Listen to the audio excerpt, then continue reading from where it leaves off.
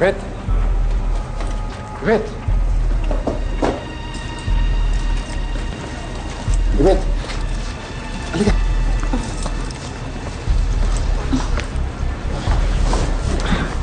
Red! Anong nangyari sa'yo?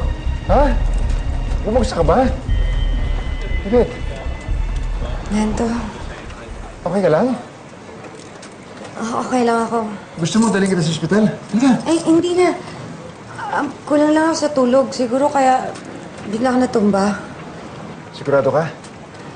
Huwag ka na mag-alala kasi ayos lang ako. Kala ko kasi kung ano na nangyari sa'yo. Bakit?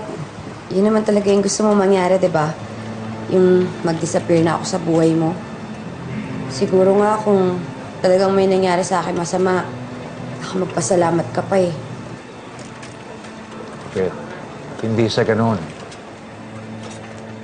Nagpapasalamat nga ako sa'yo dahil ikaw lang nakakaintindi sa akin. Hindi mo ako iniwan nung galit sa akin ang pamilya ko. At dahil ikaw yan, ayoko masaktan ka. Talaga?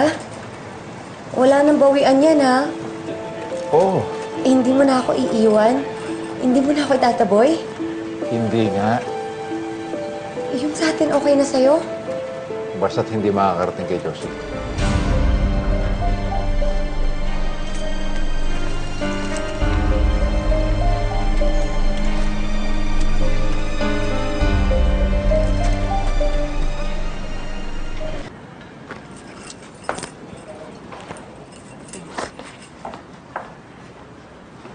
Sir? Sir, kailangan niyo pong pirmahan ko. Okay, thank you.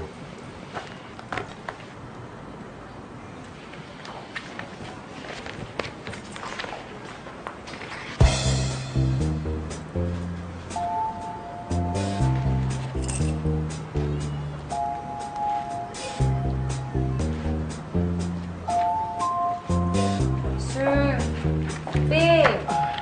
Labas naman tayo. Mag-date naman tayo sa labas. Palagi lang tayo dito sa opisina eh. Huwag ka naman maingay. Baka marinig tayo ng mga tao dyan. So what? Wala naman silang alam. Alam mo, sir, dapat, kapag lumabas tayo,